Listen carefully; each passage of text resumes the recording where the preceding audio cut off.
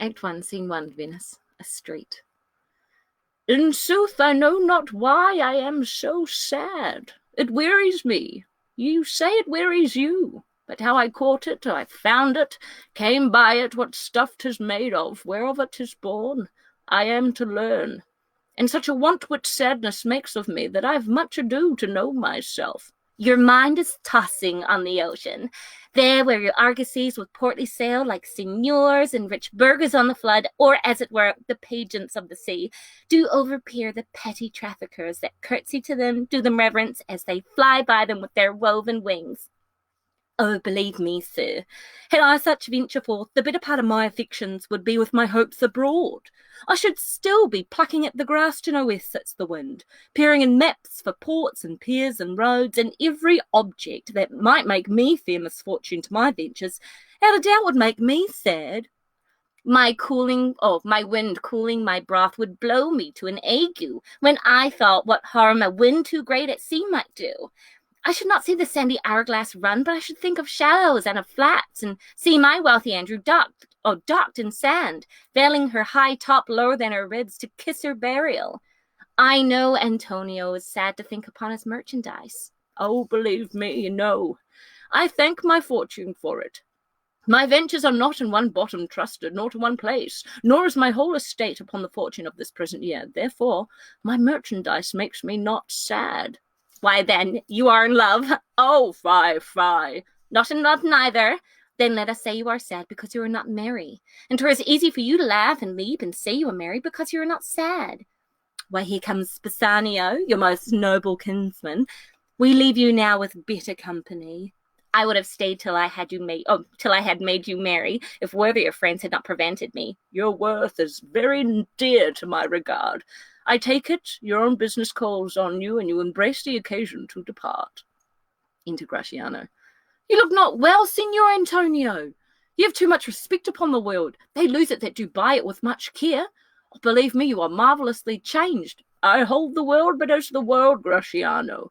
A stage where every man must play a part, and mine a sad one. Oh, let me play the fool. With mirth and laughter, let the old wrinkles come, and let my liver rather heat with wine, then my heart cool with mortifying groans. Why should a man whose blood is warm within sit like his grandsire, cut in alabaster? Sleep when he wakes and creep into jaundice by being peevish. I tell thee what, Antonio, I love thee, and it is my love that speaks.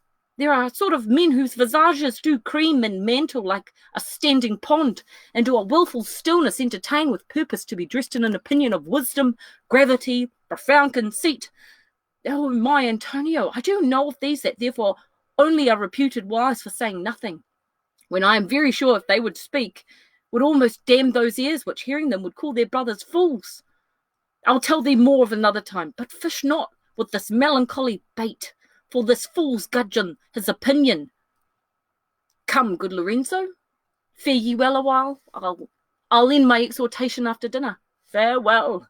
I'll grow a talker for this gear. Thanks a faith, for silence is only commendable, and a neat's tongue dried and a maid not vendible. Is that anything now? Gratiano speaks an infinite deal of nothing, more than any man in all of Venice. His reasons are as 2 grains of wheat hidden in 2 bushels of chaff. You shall seek ere day you find them, and when you have them, they are not worth the search.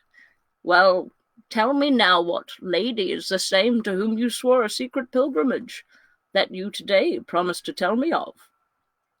'Tis not unknown to you, Antonio, how much I have disabled mine estate by something showing a more swelling port than my faint means would grant continuance. Nor do I now make moan to be abridged from such a noble rate. But my chief care is to come fairly off from the great debts wherein my sometimes something too prodigal hath left me gauged.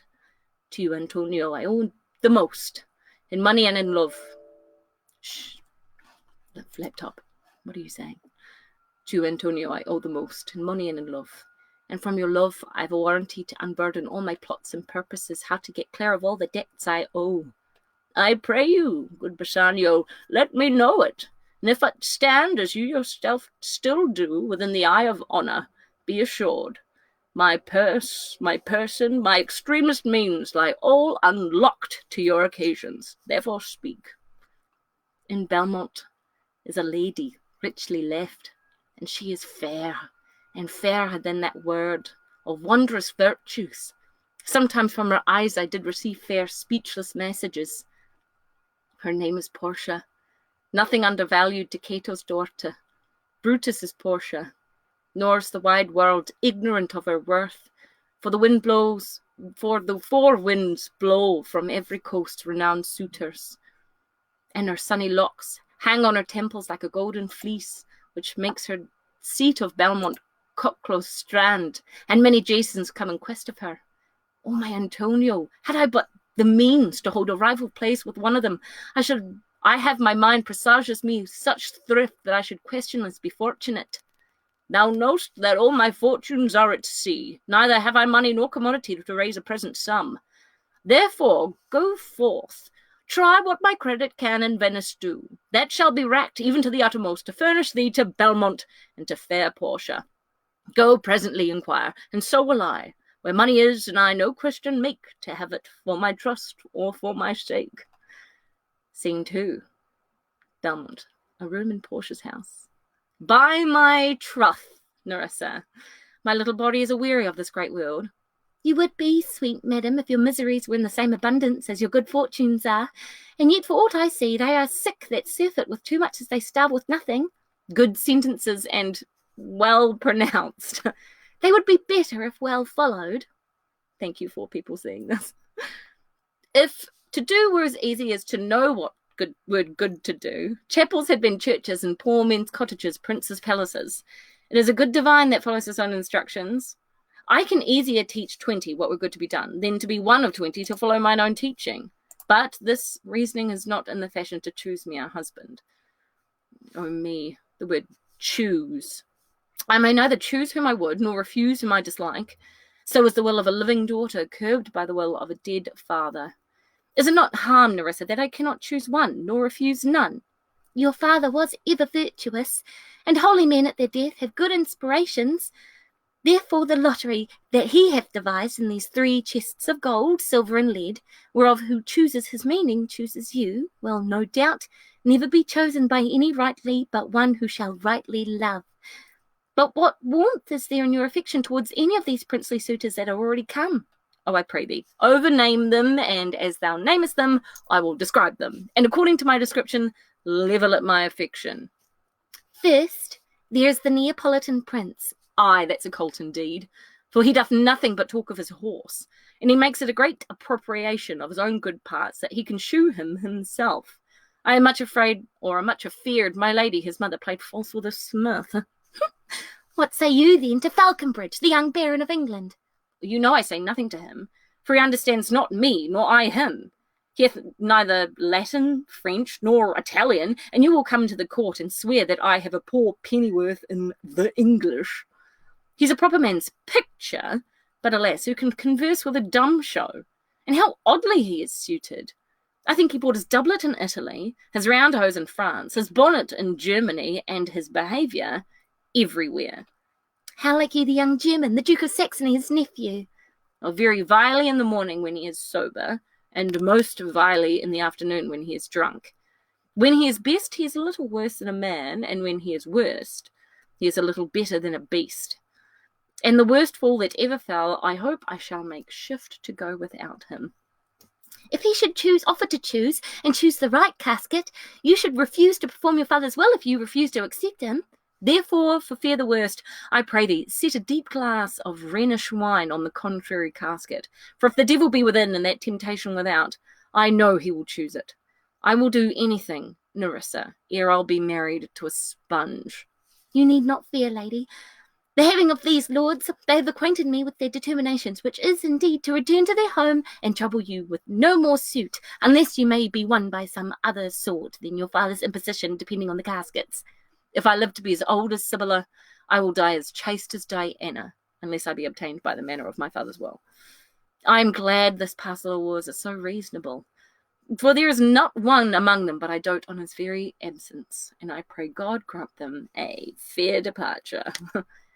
Do you not remember, lady, in your father's time, a Venetian, a scholar, and a soldier that came hither in the company of the Marquis of Montferrat? Yes, yes. It was Bassanio, as I think he was so called. True, madam. He of all the men that ever my foolish eyes looked upon was the best deserving of a fair lady. I remember him well, and I remember him worthy of thy praise. How now, what news, serving man? The strangers seek for you, madam, to take their leave, and there is a forerunner come from the Prince of Morocco, who brings word the prince's master will be here tonight. If he have the condition of a saint and the complexion of a devil, I'd rather he should shrive me than wive me. Come, Nerissa, sirrah, go before. Whilst we shut the gates upon one wooer, another knocks at the door. 3,000 ducats. Well, aye, sir, for 3 months. For 3 months? Well, for the which, as I told you, Antonio shall be bound. Antonio shall become bound. Well, may you stead me? Will you pleasure me? Shall I know your answer? 3,000 ducats for 3 months, and Antonio bound. Your answer to that. Antonio is a good man. Have you heard any imputation to the contrary?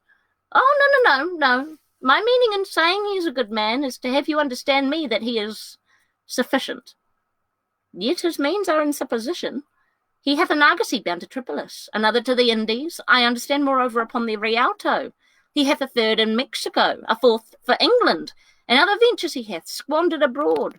But ships are but boards, sailors but men. There be land rats and water thieves and land thieves, I mean pirates.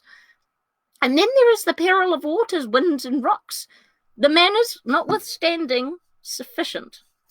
3,000 ducats, well, I think I may take his bond. Be assured you may. I will be assured I may, and that I may be assured. I will bethink me. May I speak with Antonio, if it please you to dine with us? Yes, to smell pork, to eat of the habitation which your prophet the Nazarite conjured the devil into. I will buy with you, sell with you, talk with you, walk with you, and so following. But I will not eat with you, drink with you, nor pray with you. What news on the Rialto? Who's he comes here? This is Signor Antonio. How like a fawning publican he looks. I hate him, for he is a Christian, but more for that in low simplicity. He lends out money gratis and brings down the rate of usance here with us in Venice. If I can catch him once upon the hip, I will feed fat the ancient grudge I bear him. He hates our sacred nation, and he rails, even there where merchants do most congregate, on me, by my bargains, and my well-won thrift, which he calls interest. Cursed be my tribe if I forgive him. Shylock, do you hear?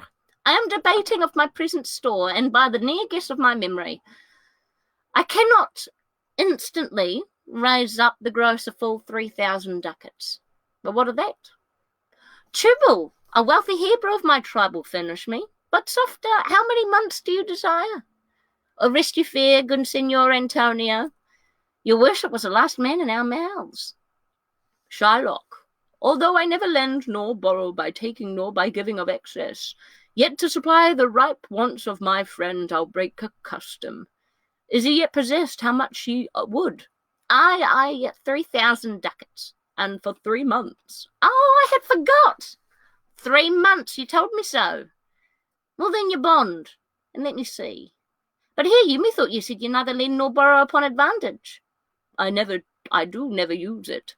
When Jacob grazed his uncle Laban's sheep, this Jacob from our holy Abram was, and his wise mother wrought on his behalf. The third possessor, I was the third. And what of that? Did he make interest? No. Not take interest, not as you would say, directly interest. Mark what Jacob did, but note me, Signor. Mark you this, Bassanio. The devil can cite scripture for his purpose. An evil soul, producing holy witnesses like a villain with a smiling cheek. A goodly apple rotten at the heart. Oh, what a goodly outside falsehood hath. 3,000 ducats. 'Tis a good round sum. 3 months from 12, then. Let me see the rate. Well, Shylock, shall we be beholding to you? Signor Antonio, many a time and oft in the Rialto you have rated me about my moneys and my usances. Still have I borne it with a patient shrug, for sufferance is a badge of all our tribe.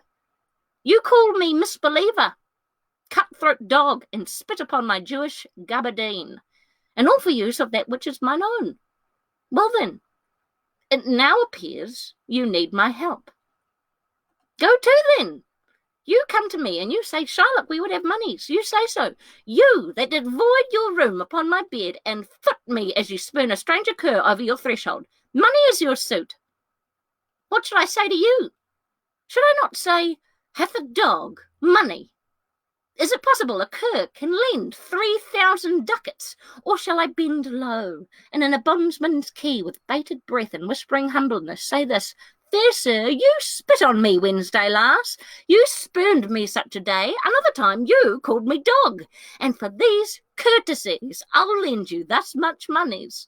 As I am as like to call thee so again, to spit on thee again, to spurn thee too, if thou wilt lend this money. Lend it not as to thy friends, for when did friendship take a breed for barren metal of its friend?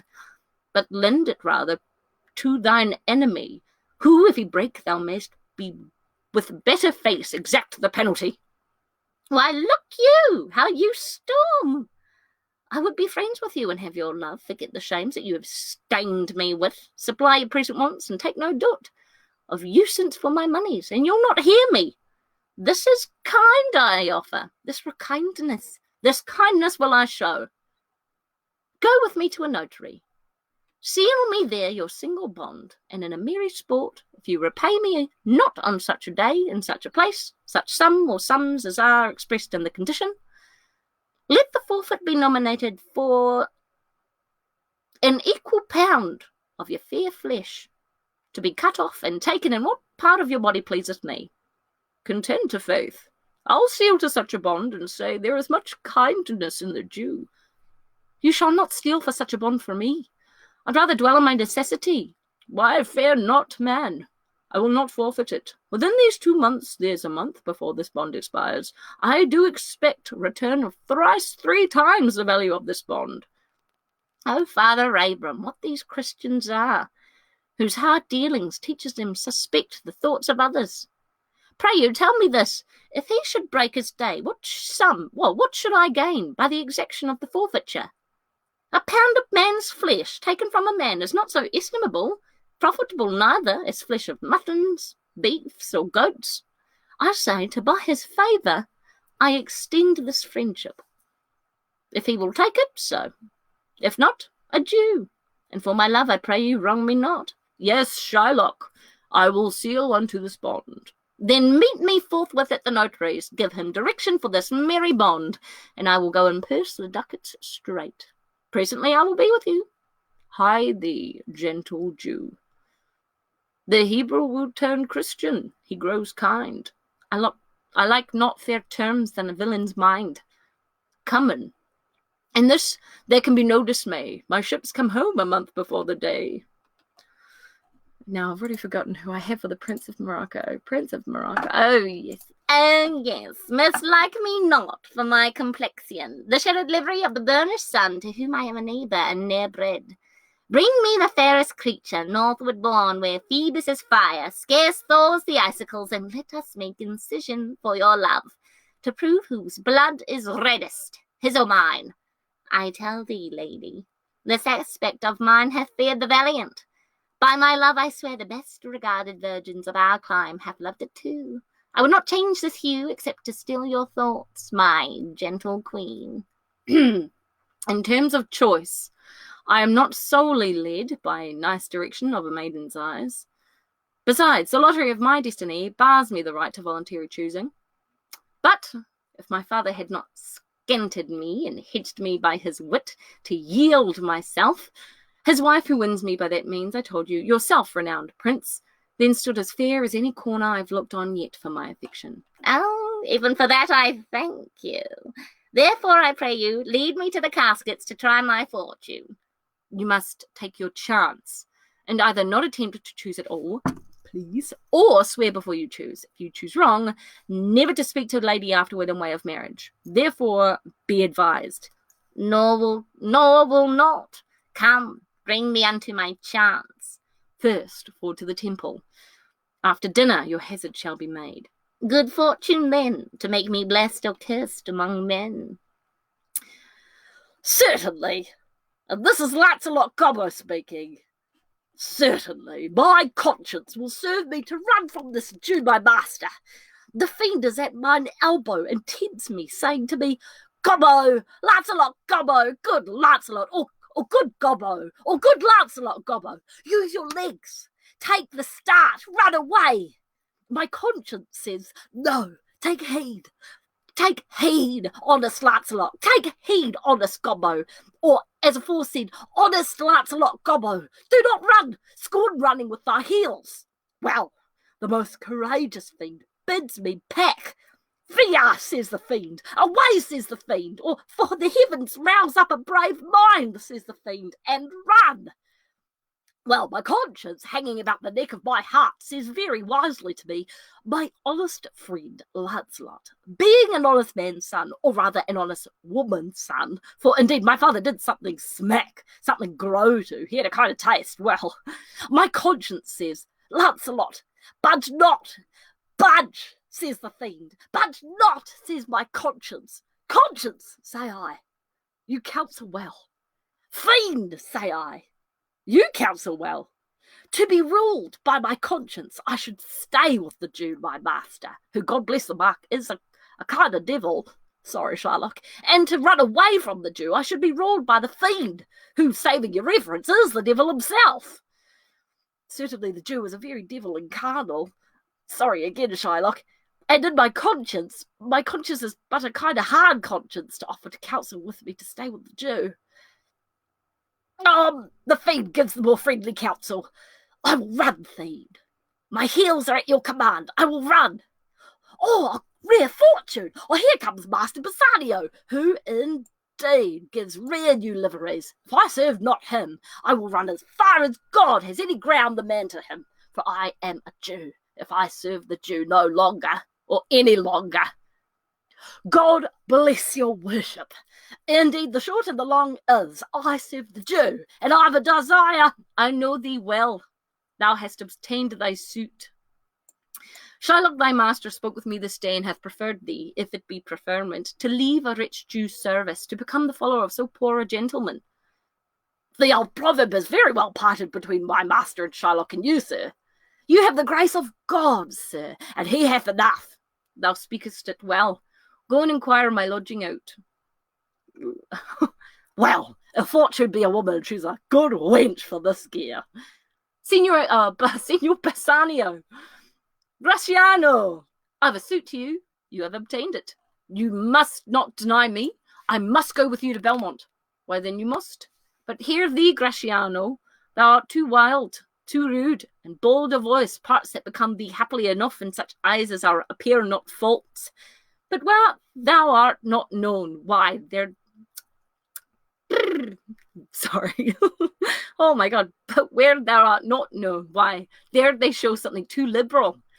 Pray thee, take plain to allay with some cold drops of modesty thy skipping spirit, lest through thy wild behaviour I be misconstrued in the place I go to and lose my hopes. Signor Bassanio, hear me. If I do not put on a sober habit, talk with respect, and swear but now and then, wear prayer books in my pocket, look demurely, they more while Grace is saying, hood mine eyes thus with my hat, and sigh and say amen, use all the observance of civility, like one well studied in a sad ostent, to please his grandam, never trust me more. Well, we shall see your bearing. Nay, but I bar tonight, so you shall not gauge me by what we do tonight. No, that were pity. I would entreat you rather to put on your boldest suit of mirth, for we have friends that purpose merriment. But fare you well, I have some business, and I must to Lorenzo and the rest, but we will visit you at supper time. I am sorry thou wilt leave my father so. Our house is hell, and thou, a merry devil, did rob of it some taste of tediousness. But fare thee well, Lancelot. There's a ducat for thee. And, Lancelot, soon at supper shalt thou see Lorenzo, who is thy new master's guest. Give him this letter. Do it secretly, and so farewell. I would not have my father see me and talk with thee. Adieu. My tears exhibit my tongue. Most beautiful pagan, most sweet Jew, if a Christian did not play the knave and get thee, I am much deceived. But adieu, These foolish drops do something drown my manly spirit. Adieu. Farewell, good Lancelot. Alack, what heinous sin is it in me to be ashamed to be my father's child? But though I am the daughter to his blood, I am not to his manners. O Lorenzo, if thou keep promise, I shall end the strife, become a Christian, and thy loving wife. All right, a street, Gratiano, Lorenzo, and Celerina. Ooh, who did I have? Lorenzo. Oh, good day, yes. 'Tis but now 4 o'clock. We have 2 hours to furnish us. Oh, friend Lancelot, what's the news? And it shall please you to break up this. It shall seem to signify. I know the hand, and faith, 'tis a fair hand, and whether that the paper writ on, 'tis a fair hand that writ. Love news and faith? By your leave, sir. Whither goest thou? Marry, sir, to bid my old master the Jew to sup tonight with my new master, the Christian. Hold there. Take this. Tell gentle Jessica I will not fail her. Speak it privately. Will you prepare you for this mask tonight? I am provided a torch-bearer. Aye, Mary, I'll be going about it straight. And so will I. Meet me in Gratiano at Gratiano's lodging some hour hence. 'Tis good we do so. Was not that letter from fair Jessica? I must needs tell thee all. She hath directed how I shall take her from her father's house, what gold and jewels she is furnished with, what pages suit she hath in readiness. If e'er the Jew, her father, come to heaven, it will be for his gentle daughter's sake. And never dare misfortune cross her foot unless she do it under his excuse, that she is to issue to a faithless Jew. Come, go with me, peruse this, and as thou goest, fair Jessica shall be my torch-bearer. Why, Jessica, I say, call you, what is your will? I am bid forth to supper, Jessica. There are my keys. But wherefore should I go? I am not bid for love, they flatter me. But yet I'll go and hate, to feed upon the prodigal Christian. Jessica, my girl, look to my house. I am right loath to go. There is some ill brewing towards my rest, for I did dream of money bags tonight. I beseech you, sir, go. My master, young master, doth expect your reproach, and so I his. And they have conspired together. I will not say you shall see a mask. What are their masks? Hear you me, Jessica. Lock up my doors, and when you hear the drum and the vile squealing of the wry-necked fife, clamber not up to your casements then, nor thrust your head into the public street to gaze on Christian fools with varnished faces, but stop my house's ears. My casements. Let not the sound of shallow foppery enter my sober house. By Jacob's staff, I swear, I have no mind for feasting forth tonight. But I will go. Go you before me, sirrah. Say I will come. I will go before, sir. Mistress, look out at a window. For all this, there will come a Christian boy, will be worth a Jewess's eye. What says that fool of Hagar's offspring, eh? His words were, farewell, mistress. Nothing else. Well, Jessica, go in. Perhaps I will return immediately. Do as I bid you. Shut doors after you. Fast bind, fast fine. A proverb never stale in thrifty mind. Farewell. If my fortune be not crossed, I have a father, you a daughter lost. Here dwells my father Jew. Hi, who's within? Who are you? Tell me, for more certainty, albeit elsewhere, that I do know your tongue. Lorenzo, and thy love? Lorenzo, certain, and my love indeed, for who love I so much, and now know whose but you, Lorenzo, whether I am yours. Heaven and thy thoughts are witness that thou art. Here, catch this casket.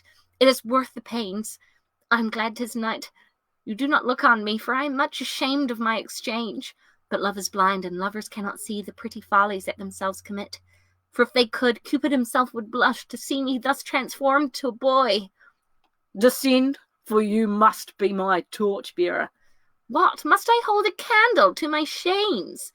They in themselves, good sooth, are too light. Why, 'tis an office of discovery, love, and I should be obscured. So you are, or so are you, sweet, even in the lovely garnish of a boy. But come at once, for the close night doth play the runaway, and we are stayed for at Bassanio's feast. I will make fast the doors and gild myself with some more ducats, and be with you straight. Now by my hood, a gentle and not a Jew.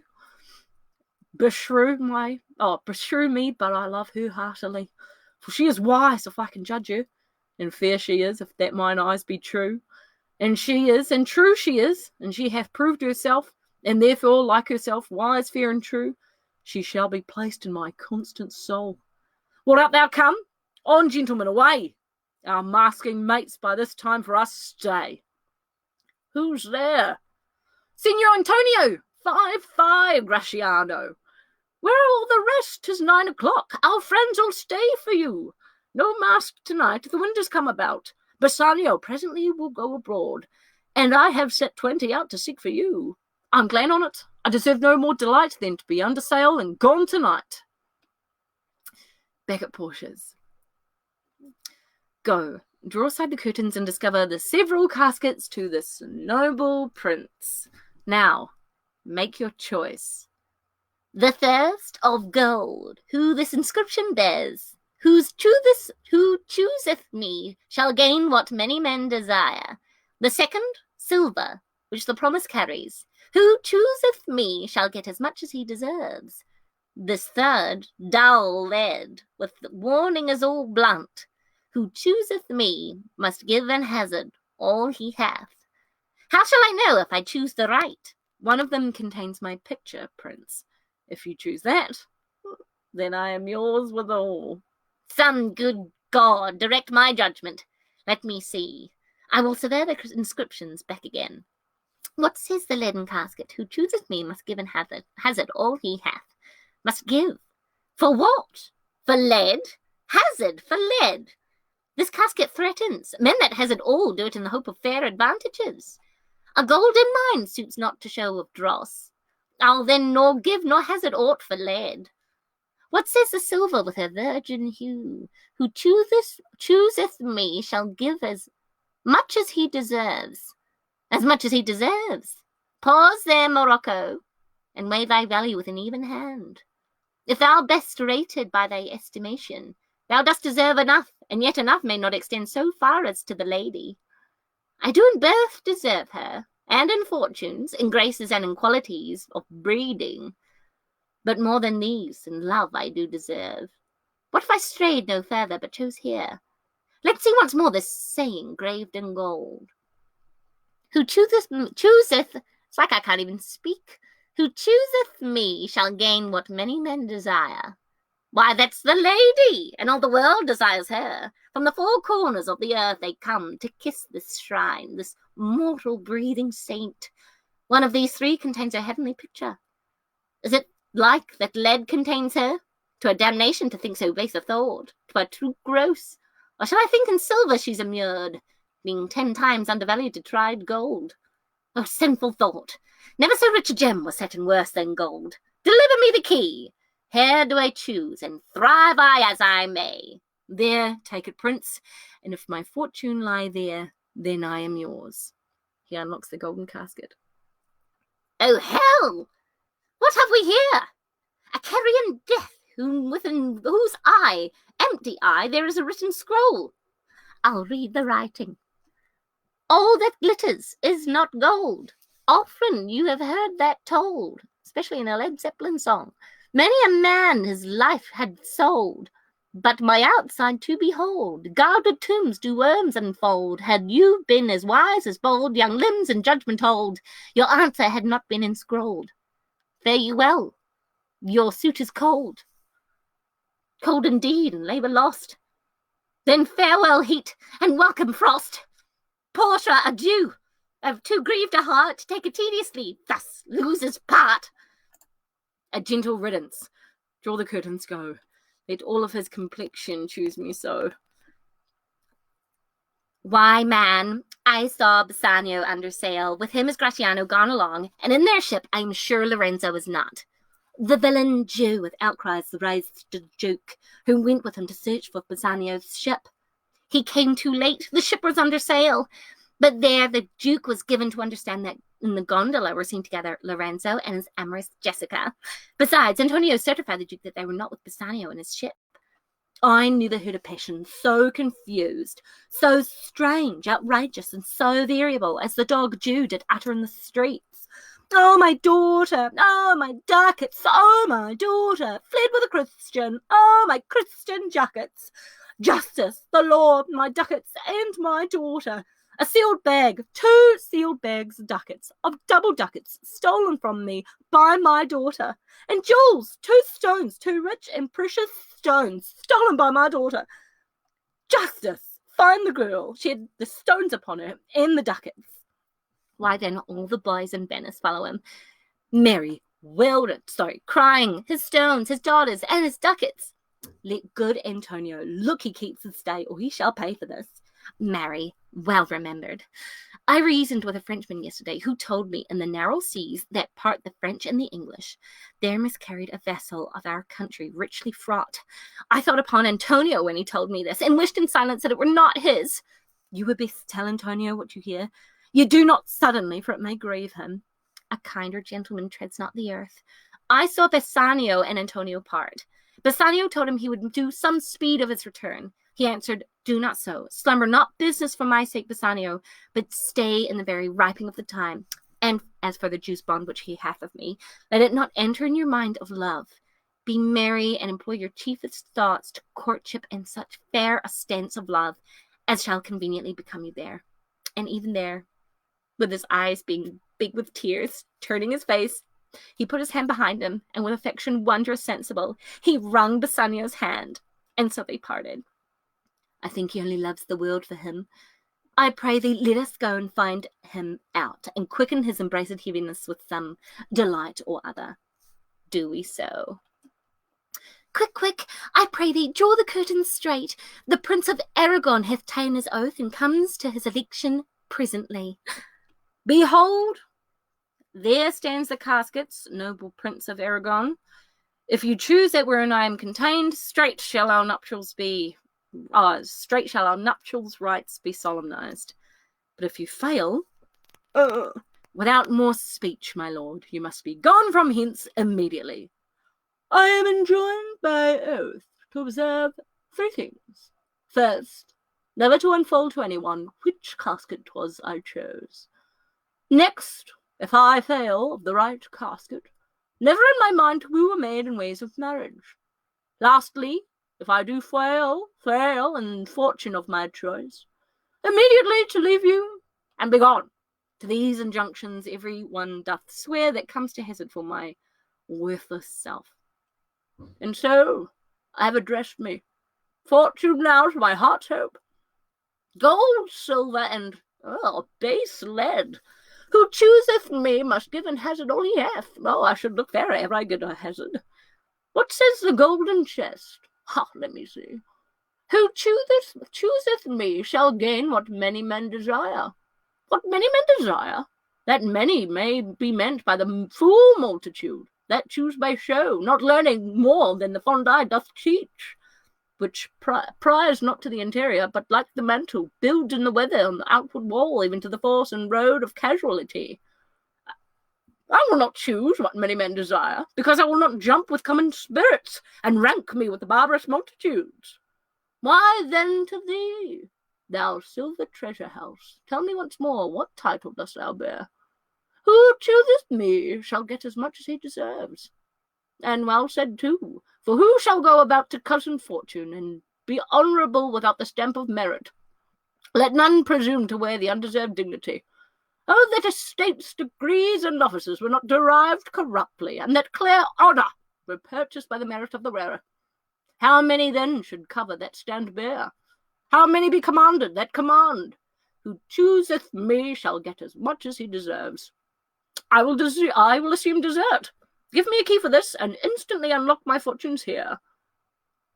Too long a pause for that which you find there. What's here? The portrait of a blinking idiot, presenting me a schedule. I will read it.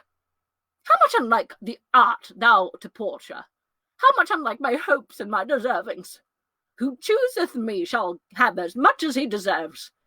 Did I deserve no more than a fool's head? Is that my prize? And my deserts no better? to offend and judge are distinct officers and of opposed natures. What is here? The fire 7 times tried this, 7 times tried that judgment is, that did never choose amiss. Some there be that shadows kiss, some have but a shadow's bliss. There be fools alive, I wis, Silverdor, and so is this. Take what wife you will to bed, I will ever be your head, so be gone. You are sped.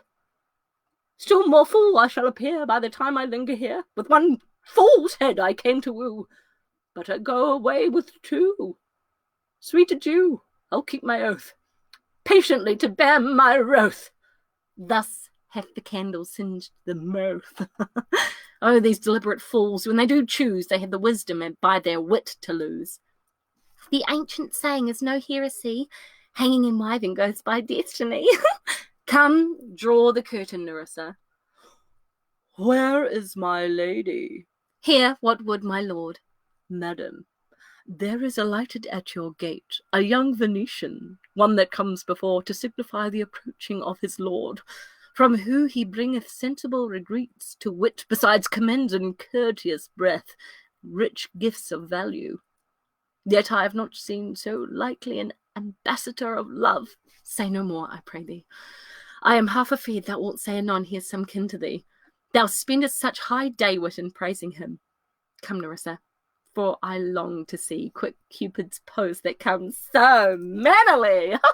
Bassanio, Lord Love, if thy will it be. Now, what news on the Rialto? Why, yet it lives there unchecked, that Antonio hath a ship of rich lading, wrecked in the narrow seas. I would it might prove the end of his losses. Let me say amen betimes, lest the devil cross my prayer, for here he comes in the likeness of a Jew. Now, how now, Shylock? What news among the merchants? You know none so well as you, of my daughter's flight. That's certain. I, for my part, knew the tailor that made the wings she flew withal. And Shylock, for his own part, knew the bird was fledged, and then it is the complexion of them all to leave the dam. Oh, she is damned for it. That's certain, if the devil be her judge. My own flesh and blood to rebel. Out upon it, old carrion. Rebels it at these years. I say, my daughter is my flesh and blood. There is more difference between thy flesh and hers than between jet and ivory. More between your bloods than there is between red wine and Rhenish. But tell us, do you hear whether Antonio had had any loss at sea or no? There I have another bad match. A bankrupt, a prodigal who dares scarce show his head on the Rialto. A beggar that was used to come so smug upon the mart. Let him look to his bond. He was wont to call me usurer. Let him look to his bond. He was wont to lend him money for a Christian courtesy. Let him look to his bond. Why, I am sure if he forfeit, thou will not take his flesh. What's that good for? To bait fish withal. If it will feed nothing else, it will feed my revenge. He hath disgraced me and hindered me 500,000, laughed at my losses, mocked at my gains, scorned my nation, thwarted my bargains, cooled my friends, and hated mine enemies. And what's his reason? I'm a Jew. Hath not a Jew eyes? Hath not a Jew hands, organs, dimensions, censures, affections, and passions, fed with the same food, hurt with the same weapons, subject to the same diseases, healed by the same means, warmed and cooled by the same winter and summer as a Christian is? If you do prick us, do we not bleed? If you tickle us, do we not laugh? If you poison us, do we not die? And if you wrong us, shall we not revenge? If we are like you and the rest, we will resemble you in that. If a Jew wrong a Christian, what is his humility? Revenge. If a Christian wrong a Jew, what should his sufferance be? By Christian example. Why, revenge. The villainy you teach me, I will execute, and it shall go hard, but I will bear the instruction. Gentlemen, my master Antonio is at his house and desires to speak with you both. We have been up and down to seek him. Here comes another of the tribe. A third cannot be matched unless the devil himself turn Jew. How now, Tubal? What news from Genoa? Hast thou found my daughter? I often came where I did hear of her, but cannot find her. Why, there, and there, a diamond gone, cost me 2,000 ducats in Frankfurt. The curse never fell upon our nation till now. I never felt it till now. 2,000 bloody ducats in that, and other precious jewels. I would my daughter were dead at my foot, and the jewels in her ear. Would she were hearsed at my foot, and the ducats in her coffin. No news of them. Why so? And I know not now what's spent in the search. Why, thou loss upon loss. The thief gone with so much to find the thief, and no satisfaction, no revenge, no, nor in luck stirring but what lights in my shoulders. No sighs but of my breathing, no tears but of my shedding. Yes, other men have had ill luck too, Antonio, as I heard in Genoa. What? Ill luck? Hath an argosy cast away, coming from Tripolis. I thank God. Is it true? I spoke with some of the sailors that escaped the wreck. I thank thee, good Tubal. Good news, good news. Where in Genoa? Your daughter spent in Genoa.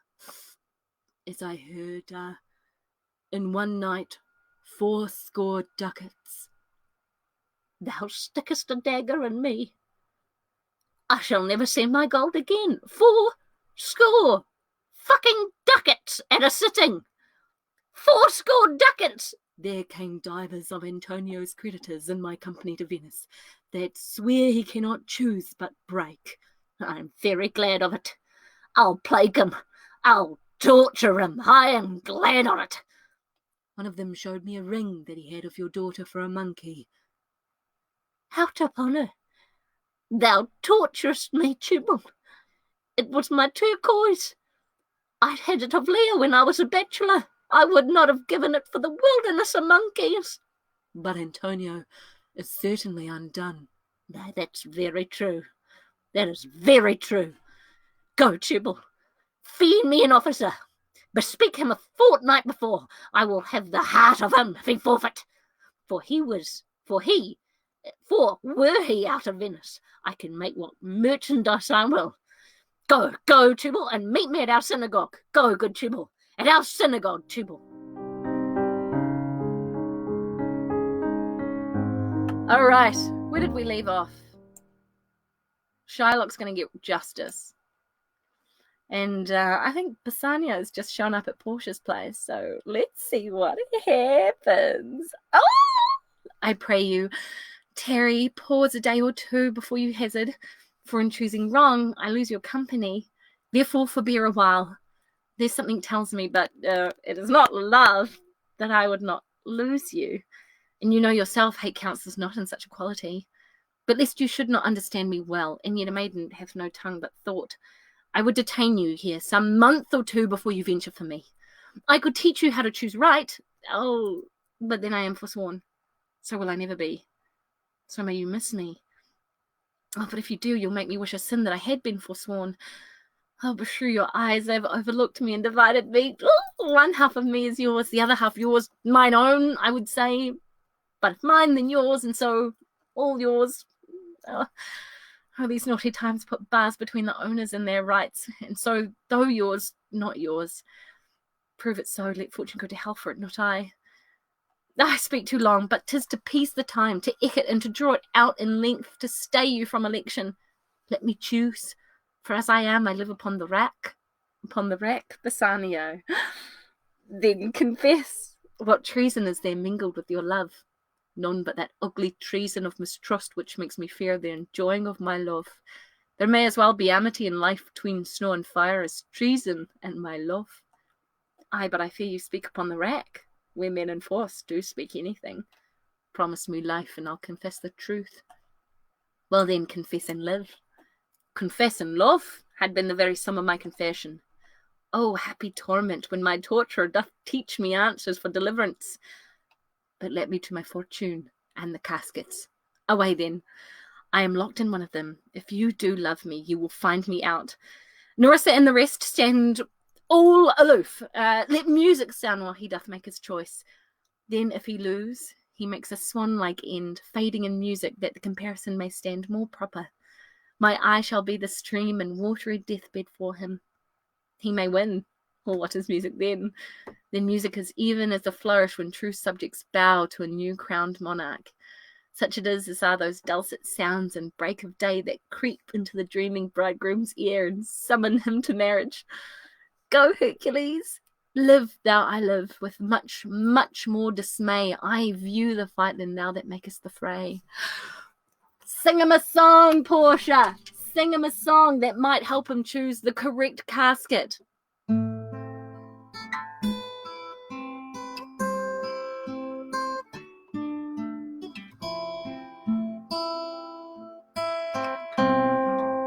Oh, God.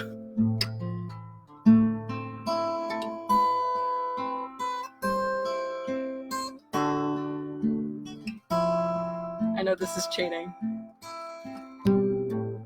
I shouldn't be using a K-pop at all.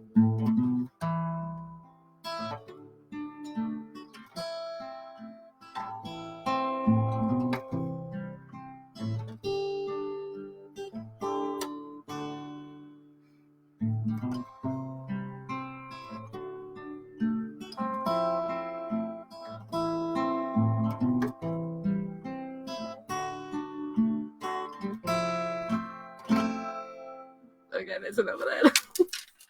I played that while talking, and okay, jokes over. It's Led Zeppelin. Choose the lead casket, you bastard. Okay.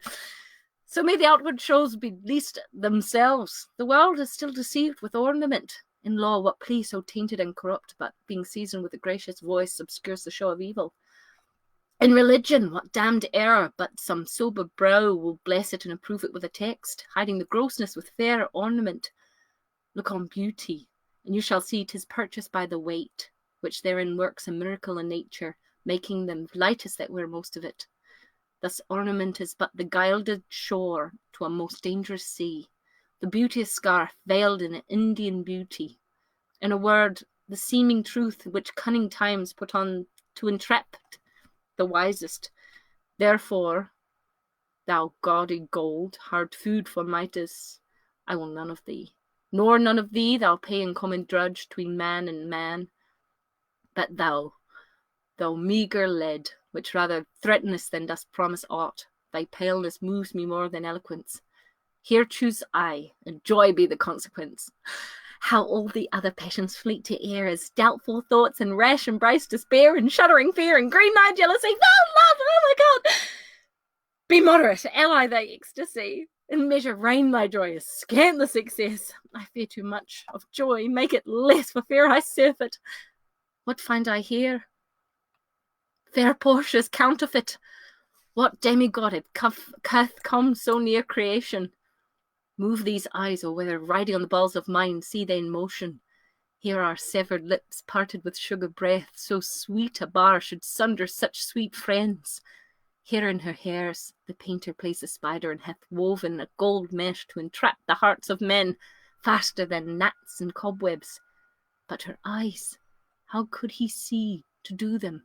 Having made one, methinks I should have power to seal both his and leave itself unfurnished. Yet look, how far the substance of my praise doth wrong his shadow by enterprising it. So far the shadow doth limn behind the substance. Here's the scroll, the continent and summary of my fortune. You that choose not by the view, chance is fair and choose as true. Since this fortune falls on you, be content and seek no new. If you be well pleased in this, and hold your fortune for your bliss, turn you where your lady is, and claim her with a loving kiss. A gentle scroll, fair lady, by your leave. I come by note to give and to receive, like one or two contending in a prize, that thinks he hath done well in people's eyes, hearing applause and universal shout by Abbey, thank you. Giddy in spirit, still gazing in a doubt whether these pearls or praise be his or no. So thrice, fair lady, stand I, even so, as doubtful whether what I see be true, until confirmed, signed, and ratified by you. You see me, Lord Bassanio, where I stand, such as I am. Though for myself alone, I would not be ambitious in my wish to wish myself much better.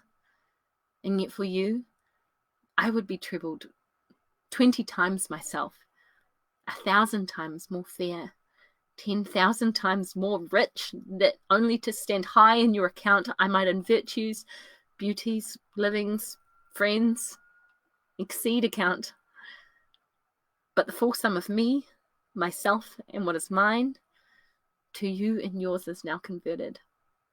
But now I was the lord of this fair mansion, master of my servants, queen o'er myself. And even now, but now, this house, these servants, and the same myself, are yours, my lord. I give them with this ring, which when you part from, lose, or give away, foreshadowing, let it presage the ruin of your love, and be my vantage to exclaim on you. Madam, you've bereft me of all words. Only my blood speaks to you in my veins, and there is such confusion in my powers as some oration fairly spoke by a beloved prince. There doth appear among the buzzing pleased multitude, where every something being blent together turns to a wild of nothing, save of joy, expressed and not expressed. But when this ring parts from this finger, then parts life from hence. Oh, then be bold to say Bassanio is dead. My lord and lady, it is now our time to have stood by and seen our wishes prosper, to cry, good joy, my lord and lady. My lord Bassanio and my gentle lady, I wish you all the joy that you can wish, for I am sure you can wish none from me. And when your honours mean to solemnize the bargain of your faith, I do beseech you, even at that time I may be married too, with all my heart, so thou canst get a wife. I thank your lordship, you've got me one. My eyes, my lord, can look as swift as yours. You saw the mistress, I beheld the maid. You loved, I loved for intermission. No more pertains to me, my lord, than you your fortune stood upon the casket there. And so did mine too, as the metaphors. For wooing here, until I sweat again, and sweating until my very roof was dry with oaths of love. At last, if I promised last, I got a promise of this fair one here, to have her love, provided that your fortune achieved her mistress. Is this true, Nerissa? Madam, that is. So you stand pleased with all? And do you, Graciano, mean good faith? Yes, faith, my lord. But who comes here? Oh, Lorenzo and his infidel. Oh, sorry. Lorenzo and Jessica, welcome hither. If that the youth of my new interest here have power to bid you welcome? Yes, wife? Okay, by your leave, I bid my very friends and countrymen, sweet Portia, welcome. And so do I, my lord. They are entirely welcome. I thank you, your Lorenzo is g'day. I thank you, your honour. Signor Antonio commends him to you. Ere I ope this letter, I pray you tell me how my good friend doth.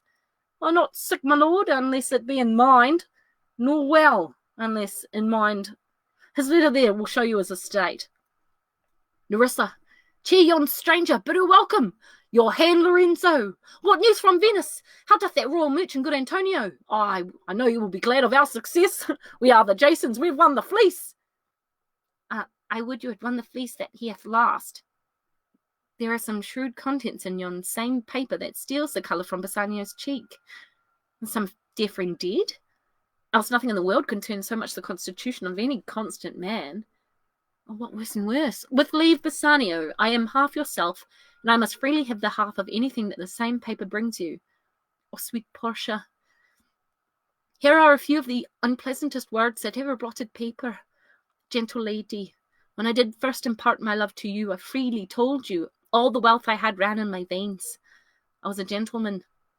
And then I told you true. And yet, dear lady, rating myself at nothing, you shall see how much I was a braggart. When I told you my state was nothing, I should then have told you that I was worse than nothing. For indeed, I have engaged myself to a dear friend, engaged my friend to his mere enemy to feed my means. Here's a letter, lady. The paper is the body of my friend, and every word in it a gaping wound, issuing life blood. But is it true, Lorenzo? Have all his ventures failed? What, not one hit? From Tripolis, from Mexico and England, from Libsyn, Barbary and India, and not one vessel escaped the dreadful touch of merchant-marring rocks? Not one, my lord. Besides, it should appear that if he had the present money to discharge the due, he would not take it. Never did I know a creature that did bear the shape of a man, so keen and greedy to confound a man. He piles the Duke at morning and at night, and doth impeach the freedom of his state. If they deny him justice, 20 merchants, the Duke himself, and the magnificos of greatest port have all persuaded with him, but none can drive him from the envious plea of forfeiture, of justice, and his bond. When I was with him, I have heard him swear to Tubal and to Chus, his countrymen, that he would rather have Antonio's flesh than 20 times the value of the sum that he did owe him. And I know, my lord, if law, authority, and power deny not, it will go hard with poor Antonio. What sum owes he the Jew? From me 3,000 ducats. What, no more? I pay him 6,000 and deface the bond. Double 6,000, and then treble that, before a friend of his description shall lose a hair through Bassanio's fault. First, go with me to church and call me wife, and then away to Venice to your friend, for never shall you lie by Portia's side with an unquiet soul. You shall have gold to pay the petty duet 20 times over. When it is paid, bring your true friend along. My maid Nerissa and myself meantime will live as maids and widows. Come away, for you shall hence upon your wedding day. Bid your friends welcome, show a merry cheer. Since you are dear bought, I will love you dear. But let me hear the letter of your friend. Sweet Bassanio, my ships have all miscarried, my creditors grow cruel, my estate is very low, my bond to the Jew is forfeit, and since in paying it, it is impossible I should live. All debts are cleared between you and I. If I might but see you at my death, notwithstanding use your pleasure. If your love do not persuade you to come, let not my letter. O love, dispatch all business and be gone. Since I've your good leave to go away, I will make haste, but till I come again, no bed shall e'er be guilty of my say, no rest be interposed twixt us twain. Jailer, look to him, tell not me of mercy. This is the fool that lent out money gratis. Jailer, look to him. Hear me yet, good Shylock. I'll have my bond. Speak not against my bond. I have sworn an oath that I will have my bond. Thou call'st me dog before thou hast a cause, but since I am a dog, beware my fangs. The Duke shall grant me justice. I do wonder, thou naughty jailer, thou art so fond to come abroad with him at his respect. I pray thee, hear me speak. I'll have my bond. I will not hear thee speak. I will have my bond, and therefore speak no more. I'll not be made a soft and dull-eyed fool to shake the head, relent, and sigh, and yield to Christian incesses. Follow not. I'll have no speaking. I will have my bond. 'Twere the most impenetrable cur that ever kept with men. Oh, let him alone. I'll follow him no more with bootless prayers. Hi from Idaho, Kim Coleman. Hello from Idaho. Thank you so much for watching. And Sydney Coleman, thank you so much for watching. And now I have to be sad. Sad Antonio. Okay, let him alone. I'll follow no more with bootless prayers. He seeks my life, his reason well I know. I oft delivered from his forfeitures, many that have at times made moan to me. Therefore he hates me. I am sure the Duke will never grant his forfeiture to hold. The Duke cannot deny the course of law. For the commodity that strangers have with us in Venice, if it be denied, will much impeach the justice of his state. Since that the trade and profit of the city consisteth of all nations, therefore go. These griefs and losses have so baited me that I shall hardly spare a pound of flesh tomorrow to my bloody creditor. Well, jailer, on. Pray God, Bassanio come to see me pay his debt, and then I care not. Lorenzo, I commit into your hands the husbandry and manage of my house until my lord's return.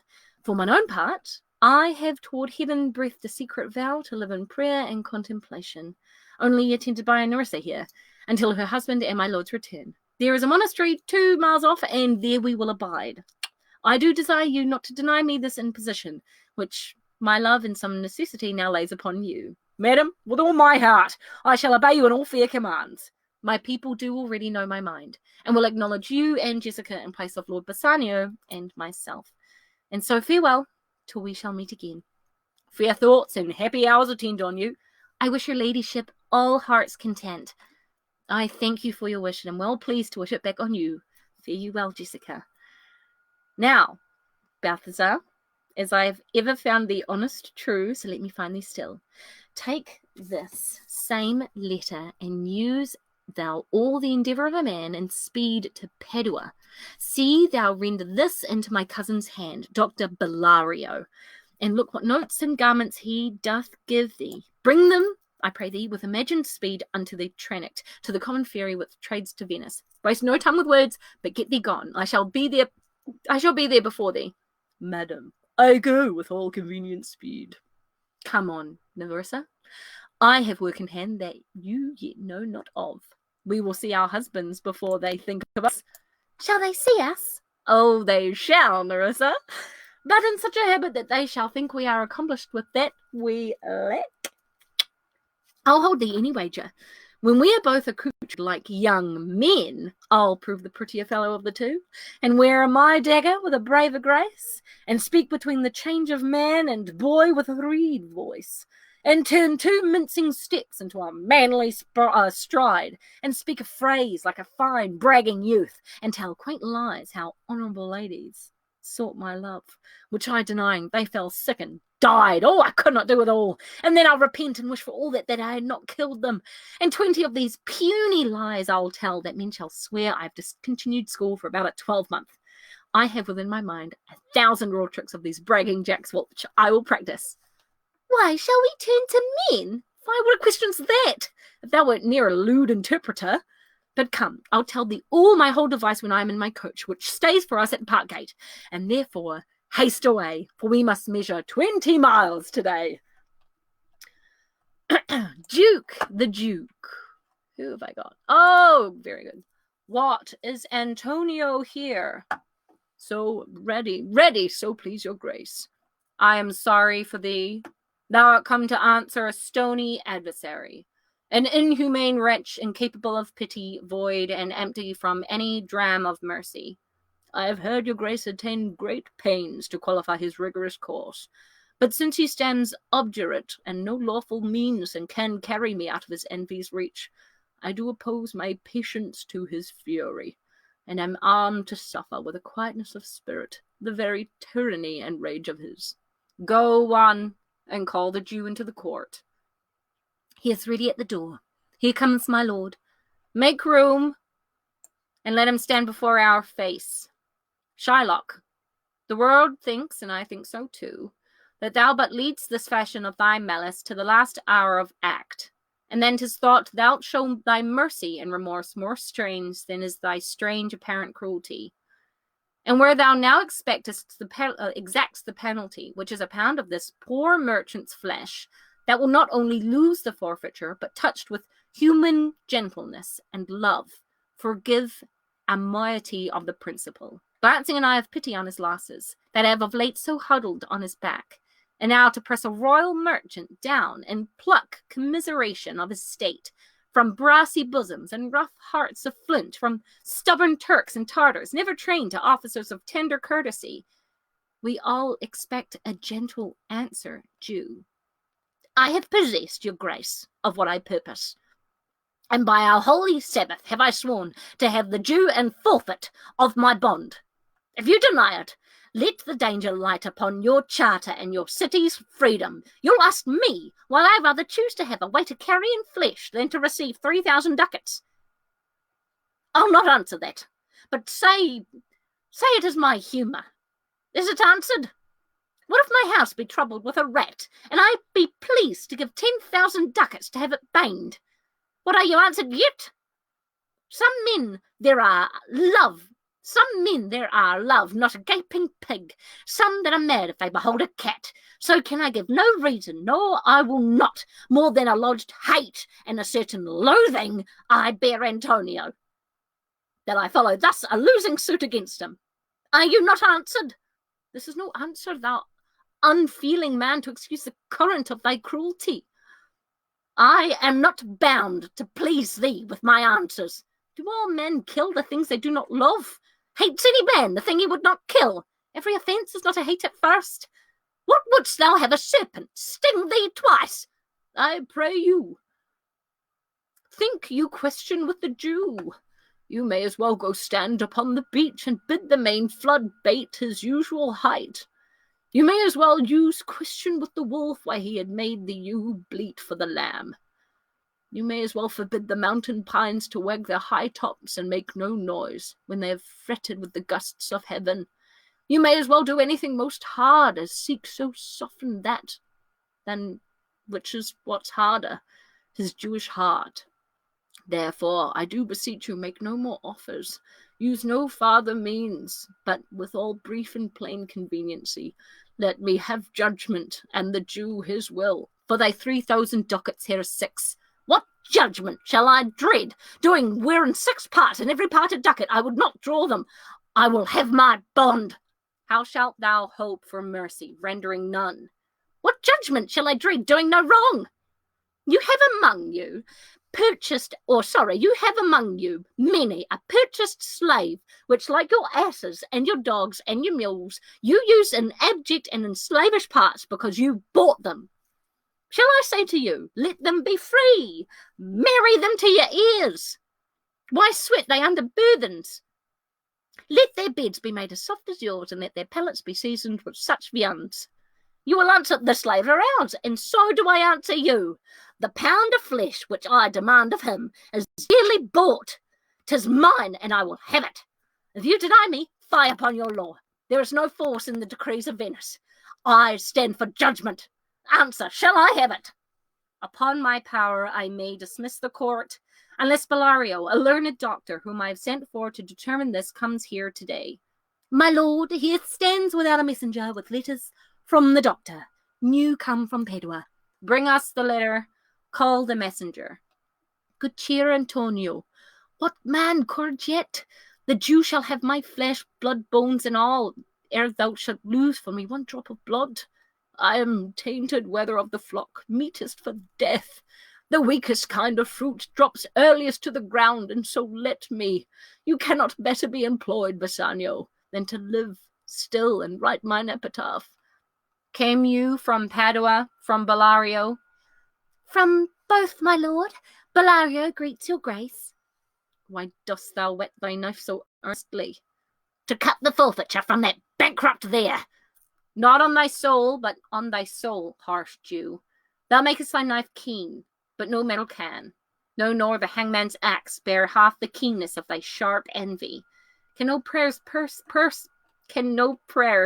pierce thee? No, none that thou hast wit enough to make. This letter is from Bellario, doth commend a young and learned doctor to our court. Where is he? He attendeth here hard by to know your answer, whether you'll admit him. With all my heart.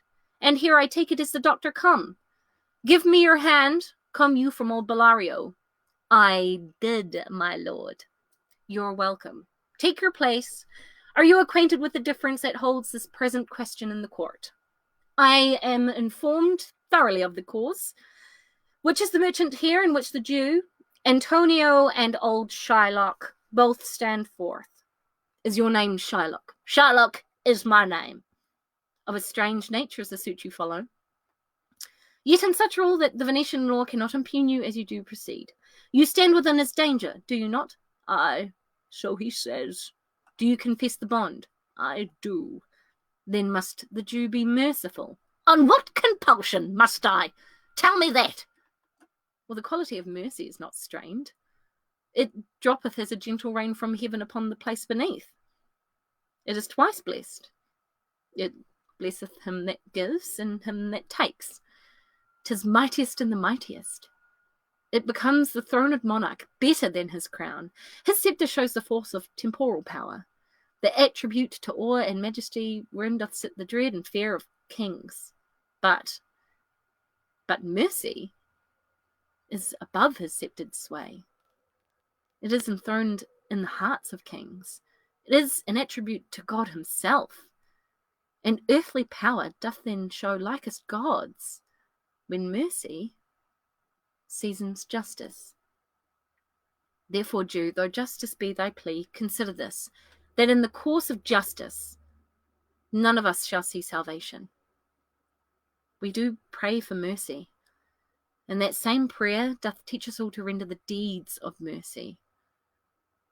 I have spoken thus much to mitigate the justice of thy plea, which if thou follow, the strict court of Venice must needs give sentence against the merchant there. It my deeds upon my head.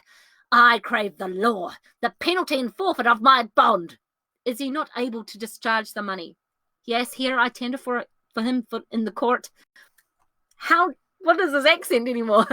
Yes, here I tender it for him in the court. Yea, twice the sum, and if that will not suffice, I will be bound to pay it 10 times o'er, on forfeit of my hands, my head, my heart. If this will not suffice, it must appear that malice bears down truth. And I beseech you, rest once the law to your authority, to do a great right, do a little wrong, and curb this cruel devil of his will. It must not be. There is no power in Venice can alter a decree established. 'Twill be recorded for a precedent, and many an error by the same example will rush into the state. It cannot be. Oh, Daniel, come to judgment. Yea, Daniel, oh, wise young judge. Oh, how I do honour thee. I pray you, let me look upon the bond. Here it is, most reverend doctor, here it is. Shylock, there's thrice thy money offered thee. An oath, I have an oath in heaven. Shall I lay perjury upon my soul? No, not for Venice. Why, this bond is forfeit, and lawfully by this the Jew may claim a pound of flesh to be by him cut off near the merchant's heart. Be merciful. Take thrice thy money. Bid me tear the bond. When it is paid according to the tenor. If it doth appear you are a worthy judge, you know the law, your exposition hath been most sound. I charge you by the law, whereof you are well deserving pillar, proceed to judgment. By my soul, I swear there is no power in the tongue of man to alter me. I stay here on my bond. Most heartily I do beseech the court to give the judgment. Why then, thus it is. You must prepare your bosom for the knife. Oh, noble judge, most excellent young judge! For the intent and purpose of the law hath full relation to the penalty, which here appeareth due unto the bond. Oh, 'tis very true. Oh, a wise and upright judge. Oh, how much more elder art thou than thy looks. Therefore lay bare your bosom. I his breast, his titty, his tittlings, so says the bond. Up, noble judge, nearest his heart, by his booby, those are the very words. It is so. Are there balance here to weigh the flesh? I have them ready. Have by some surgeon Shylock on your charge to stop his wounds, lest he do bleed to death. Is it so nominated in the bond? It is not so expressed. But what of that? To a good you do so much for charity. Oh, I cannot find it. It's not the bond. You, merchant, have you anything to say? But little. I am armed and well prepared. Give me your hand, Bassanio. Fare you well. Grieve not that I am fallen to this for you, for herein fortune shows herself more kind than in her custom. It is still her use to let a wretched man outlive his wealth, to view the hollow eye and wrinkled brow and age of poverty, from which lingering penance of such misery doth she cut me off. Commend me to your honourable wife. Tell her the process of Antonio's end. Say how I loved you. Speak me fair in death. And when the tale is told, sorry, I got the Beauty and the Beast line stuck in my head. When the tale is told this time, bid me, or bid her, be judge whether Bassanio had not once a love. Repent but you that you shall lose your friend, and he repents not that he pays your debt. For if the Jew do but cut deep enough, I'll pay it presently with all my heart. Antonio, I am married to a wife which is as dear to me as life itself. But life itself, my wife and all the world, are not to me, with me, esteemed above thy life. I would lose all, I sacrifice them all here to this devil to deliver you. Your wife would give you little thanks for that. If she were by, to hear you make the offer. These be the Christian husbands. I have a daughter. Would any of the stock of Barabbas had been her husband rather than a Christian? We trifle time. I pray thee, pursue the sentence. A pound of that same merchant's flesh is thine. The court awards it, and the law doth give it. Most rightful judge. And you must cut the flesh off from his breast. The law allows it, and the court awards it. Most learned judge, a sentence. Come, prepare. Tarry a little. There is something else. This bond doth give thee here no jot of blood. The words expressly are, a pound of flesh. Take then thy bond. Take thou thy pound of flesh, but in the cutting it, If thou dost shed one drop of Christian blood, thy lands and goods are, by the laws of Venice, confiscate unto the state of Venice. Oh, upright judge, mark, Jew! Oh, learned judge! Is that the law? Thyself shall see the act. For as thou urgest justice, be assured, thou shalt have justice, more than thou desirest. O learned judge, mark, Jew, a learned judge. I take this offer then. Pay the bond thrice and let the Christian go. Here's the money. Soft. The Jew shall have all justice. Soft, no, haste. He shall have nothing but the penalty. O Jew, an upright judge, a learned judge. Therefore, prepare thee to cut off the flesh.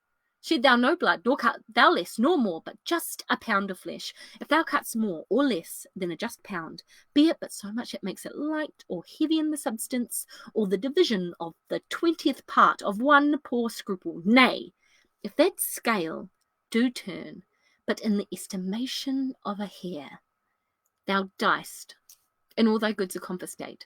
A second Daniel, a Daniel Jew. Why doth the Jew pause? Take thy forfeiture. Give me my principal and let me go. I have it ready for thee. Here it is. He hath refused it in the open court.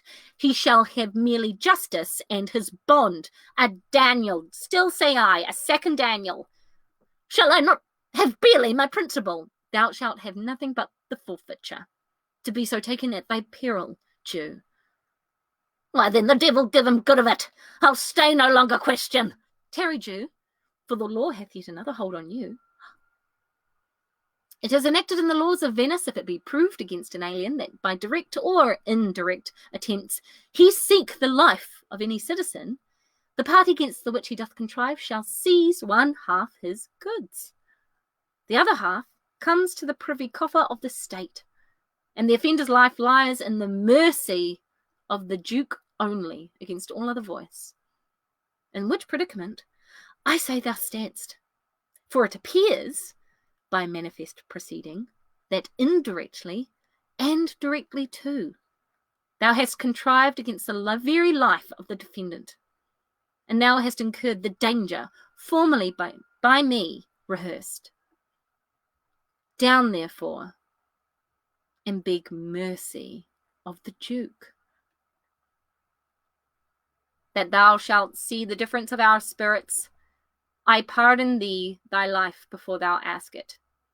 For half thy wealth, it is Antonio's. The other half comes into the general state, which humbleness may drive into a fine. I for the state, not for Antonio. Nay, take my life and all. Pardon not that. You take my house when you do take the prop that doth sustain my house. You take my life where you do take the means whereby I live. What mercy can you render him, Antonio?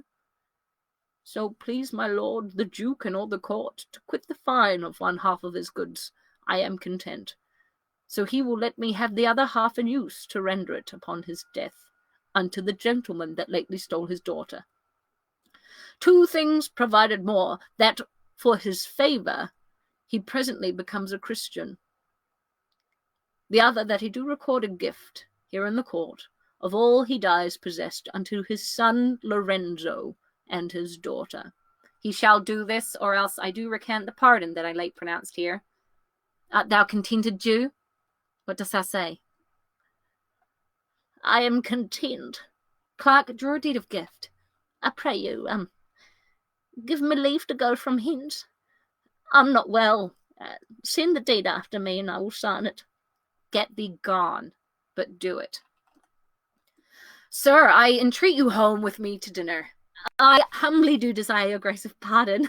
I must away this night to Padua, and it is meet I presently set forth. Oh, I am sorry that your leisure serves you not. Antonio, gratify this gentleman, for in my mind you are much bound to him. Most worthy gentleman, I and my friend have by your wisdom been this day acquitted of grievous penalties, in lieu of whereof 3,000 ducats due unto the Jew. We freely cope your courteous pains withal, and stand indebted over and above in love and service to you evermore. Oh, he is well paid that is well satisfied, and I, delivering you, am satisfied, and therein do account myself well paid. My mind was never yet more mercenary. I pray you, when we meet again, I pray you, know me when we meet again. I wish you well, and so I take my leave. Dear sir, of force I must attempt you further. Take some remembrance of us as a tribute, not as a fee. Grant me 2 things, I pray you, not to deny me and to pardon me. You press me far, and therefore I will yield. And for your love, I will take this ring from you. Do not draw back your hand. I'll take no more. And you in love shall not deny me this. This ring... I can search the web for that. Google, shush. This ring, good sir, alas, it is a trifle. I will not shame myself to give you this. All I will have nothing else but only this. And now methinks I have a mind to it. There's more depends on this than of the value. The dearest ring in Venice will I give you, and find it out by proclamation. Only for this I pray you pardon me. I see, sir, you're liberal in offers. You taught me first to beg, and now methinks you teach me how a beggar should be answered. Good sir, this ring was given me by my wife, and when she put it on, she made me vow that I should neither sell nor give nor lose it. That excuse serves many men to save their gifts. And if your wife be not a mad woman, and know how well I have deserved the ring, she would not hold out enemy forever for giving it to me. Well, okay, peace be with you. My Lord Bassanio, let him have the ring. Let his deservings and my love withal be valued against your wife's commandment. I'll send him the ring and bring it him, if I may, into my house. Come you, and I will thither presently, and in the morning early will we both fly toward Belmont. Come, Antonio. Okay. Inquire the Jew's house out. Give him this deed, and let him sign it. We'll away tonight, and be a day before our husband's home. This deed will be well welcome to Lorenzo. Fair sir, you are well attained. My Lord Bassanio, upon more advice, had taken you here, and sent you here this ring, and doth entreat your company at dinner. That cannot be. His ring I do accept most thankfully, and so I pray you tell him. Furthermore, I pray you, show my youth old Shylock's house. That will I do. Sir, I would speak with you. I'll see if I can get my husband's ring, which I did make him swear to keep forever. Thou mayest, I warrant. We shall have old swearing that they did give their rings away to men, but we'll outface them and outswear them too. Away, make haste. Thou knowst where I will tarry. Come, good sir, will you show me to this house? The moon shines bright in such a night as this, when the sweet wind did gently kiss the trees, and they did make no noise. In such a night, Troilus, methinks, mounted the Trojan walls, and sighed his soul towards the Grecian tents, where Cressa did lay that night. In such a night did Thisbe fearfully o'ertrip the dew, and saw the lion's shadow ere himself, and ran dismayed away. In such a night did Jessica did steal from the wealthy Jew, and with an unthrift love did run from Venice as far as Belmont. In such a night did young Lorenzo, sir, he loved her well, stealing her soul with many vows of faith, and ne'er a true one. In such a night did pretty Jessica, almost forgot your name there, love, sorry babe, like a little shrew, slander her love, and he forgave it her. I would out tonight, or I would outnight you, did nobody come. But hark, I hear the footing of a man. Who comes so fast in silence of the night? Yes, there we go, into Portia. That light we see is burning in my hall. How far that little candle throws a beam, so shines a good deed in a naughty world. When the moon shone, we did not see the candle, so doth the greater glory dim the less. That is the voice, or am I much deceived of Portia? He knows me as the blind man knows the cuckoo by the bad voice. Dear lady, welcome home. We have been praying for our husbands' healths. Oh, which speed we hope, the better for our words. Are they returned? Oh, madam, they are not yet, but there has come a messenger before to signify their coming. Go in, Lorenzo. Give order to my servants that they take no note at our being absent hence. Your husband is at hand. I hear his trumpet. We are no telltales, madam. Oh, fear you not. We should hold a day with the antipodes if you would walk in the absence of the sun. Let me give light, but let me not be light, for a light wife doth make a heavy husband, and never be Bassanio so for me. But God sought all. You are welcome home, my lord. I thank you, madam. Give welcome to my friend. This is the man, this is Antonio, to whom I am so infinitely bound. You should in all sense be much bound to him, for, as I hear, he was much bound for you. No more than I am well acquitted of. Sir, you are very welcome to our house. It must appear in other ways other than words, therefore I scant this breathing courtesy. By yonder moon, I swear you do me wrong. In faith, I gave it to the judge's clerk. Would he were Gelt that had it. For my part, since you do take it love so much at heart. A quarrel, ho, already? What's the matter? Oh, about a hoop of gold, a paltry ring that she did give me, whose palsy was for all the world like cutler's poetry upon a knife. Love me and leave me not. What talk you of the posy of value? You swore to me when I did give it you that you would wear it till your hour of death, and that it should lie with you in your grave. Though not for me, yet for your vehement oaths, you should have been respective and have kept it. Gave it a judge's clerk. Ah, God's my judge. The clerk will never wear hair on his face that had it. Or he will, even if he lived to be a man. Aye, if a woman lived to be a man. Now, by this hand, I gave it to a youth, a kind of boy, a little scrubbered boy, no higher than like thyself. The judge's clerk, a prating boy, that begged it as a fee. I could not for my heart deny it him. You were to blame. I must be playing with you, to part so slightly with your wife's first gift. A thing stuck on with oaths upon your finger, and so riveted with faith unto your flesh. I gave my love a ring, and made him swear never to part with it. And here he stands. I dare be sworn for him. He would not leave it, nor pluck it from his finger for the wealth that the world masters. Now in faith, Gratiano, and you give your wife too unkind a cause of grief, and to me I should be mad on it. I had best to cut my left hand off and swear I lost the ring defending it. My lord Bassanio gave his ring away unto the judge that begged it, and indeed deserved it too. And then the boy, his clerk, that took some pains in writing, he begged me mine, and neither man nor master would take aught but in the 2 rings. What ring gave you, my lord? Not that, I hope, which you received of me. If I could add a lie into a fault, I would deny it. But you see my finger hath not ring upon it. It is gone. Even so void is your false heart of truth. By heaven, I will ne'er come in your bed until I see the ring. Nor I in yours till I again see mine. Sweet Portia, if you did know of whom I gave the ring, and would convince or conceive of what I gave the ring, and how unwillingly I've left the ring, when naught would be accepted but the ring, you would be abate to the strength of your displeasure. If you had known the virtue of the ring, or half her worthiness that gave the ring, or your own honour to contain the ring, you would have not been parted with the ring. Nerissa teaches me what to believe. I'll die for it. But some woman had the ring. No, by my honour, madam, not my soul.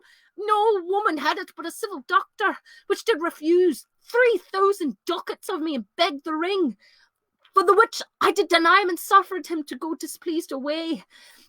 Even he that did hold the very life of my dear friend. What should I say, sweet lady? I was enforced to send it after him. I was beset with shame and courtesy. My honour would not let ingratitude so much to besmear it. Oh, pardon me, good lady, for by these blessed candles of the night, had you been there, I think you would have begged the ring for me to give to the worthy doctor. Let not that doctor e'er come near my house, since he hath got the jewel that I loved, and that which you did swear to keep for me. I will become as liberal as you. I will become as liberal as you. I'll not deny him anything I have. No, not my body, nor my husband's bed. No, I am well sure of it, lie not a night from home. Watch me like Argus. If you do not, if I be left alone, now by mine honour, which is yet mine own, I'll have that doctor as my bedfellow. And I his clerk. Therefore be well advised how you do leave me to mine own protection. Well, do so. Let me not take him then, for if I do, I'll mar the young clerk's pen. I am the unhappy subject of these quarrels. Sir, grieve not you. You are welcome notwithstanding. I did once lend my body for his wealth, for which, but for him that had your husband's ring, had quite miscarried. I dare be bound again, my soul upon the forfeit, that your lord will never more break faith advisedly. Then you shall be his surety. Give him this, and bid him keep it better than the other. Here, Lord Bassanio, swear to keep this ring. By heaven, think 'tis the same I gave the doctor. I had it of him. Pardon me, Bassanio, for by this ring the doctor lay with me. And pardon me, my gentle Gratiano, for that same scrubbed boy, the doctor's clerk, in lieu of this last night, did lie with me. Why, this is like the very meeting of the highways in summer, where the ways are fair enough. What are we cuckolds ere we have deserved it? Speak not so grossly. You are all amazed. Here is a letter. Read it at your leisure. It comes from Padua, from Bellario. There you shall find that Portia was the doctor, Nerissa there her clerk. Lorenzo here shall witness I set forth as soon as you, and even now have but returned. I have not yet entered my house. Antonio, you are welcome, and I have better news in store for you than you expect. Unseal this letter soon. There you shall find 3 of your argosies are richly come to harbour suddenly. You shall not know by what strange accident I chanced on this letter. I am dumb. Were you the doctor, and I knew you not? Were you the clerk that had to make me cuckold? Aye, but the clerk that never means to do it, unless he live to be a man. Sweet doctor, you shall be my bedfellow. When I am absent, then lie with my wife. Sweet lady, you have given me life and living, for here I read for certain that my ships are safely come to road. It is almost morning, and I am sure you are not satisfied of these events at full. Let us go in, and charge us thereupon interrogatories, and we will answer all things faithfully. Let it be so. The first interrogatory that my Nerissa shall be sworn on is whether till the next night she had rather stay or go to bed now, being 2 hours today. But were the day come, I should wish it dark, that I were couching with the doctor's clerk. Well, while I live, I'll fear no other thing. So sore is keeping safe Nerissa's ring. Thank you so much. Stay safe. Have a good night. Make some yummy food. Love you. I miss you. Bye-bye.